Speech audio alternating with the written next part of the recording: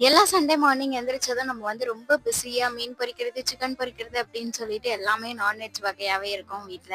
இன்னைக்கு ஸ்ட்ரிக்ட்டா சொல்லிட்டாங்க அம்மா நோ நான்வெஜ் அப்படின்னு சொல்லிட்டு. சண்டே அதுவும் நமக்கு நான்வெஜ் இல்லன்னா சண்டே சண்டே மாதிரியே போகாது. இருந்தாலும் அம்மா மார்னிங் எந்திரிச்சு வீடு வாசல்லாம் சுத்தம் பண்ணிட்டு, சாதம் வடிச்சுட்டு, கத்திரிக்காய், மாங்காய் எல்லாம் போட்டு வந்து சாம்பார் வச்சுட்டு கூடவே வந்து வடை சுடலாம் அப்படின்னு சொல்லிட்டு வடை செஞ்சுட்டு இருந்தாங்க.